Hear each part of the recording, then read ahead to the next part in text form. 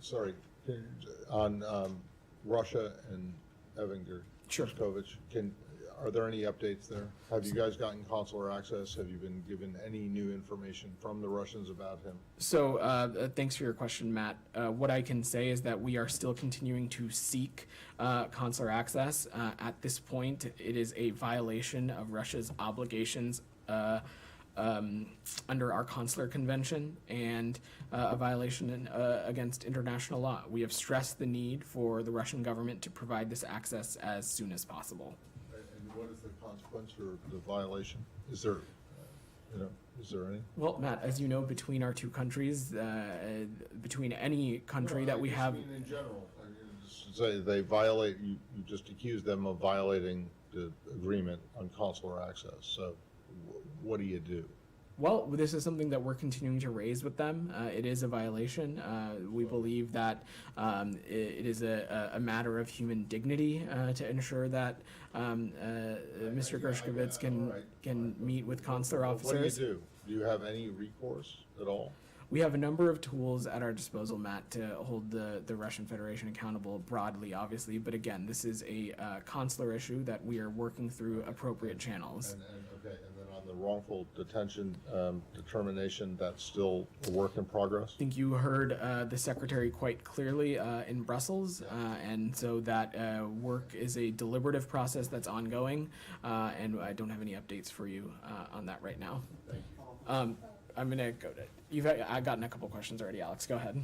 You asked a couple of mine as well, but just wanted to get the state response, the State Department's reaction to state media reporting that Gershkovich has been officially charged with espionage. I know that information's limited, but if you could just respond to that officially happening. Well, I would point you no further than what the Secretary said in Brussels and what I and others across the Energy Agency have spoken about as well. These charges,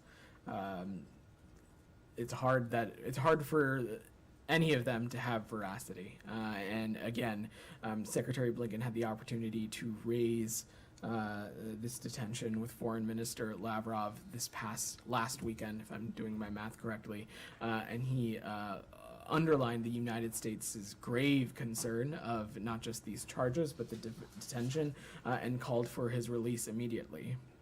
I know that you are still working on consular access, but in terms of the formal communication between the MFA and the embassy about even just a notice of arrest, that hasn't happened yet.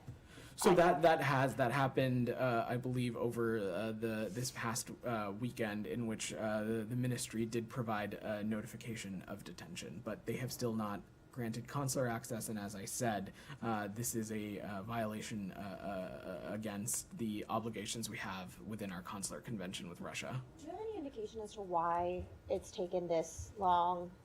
Like why they still haven't granted it? It seems. For consular access? Yes. That's a question for the Russians. We've been calling for consular access since the very first day, as we do with any American citizen who is detained abroad.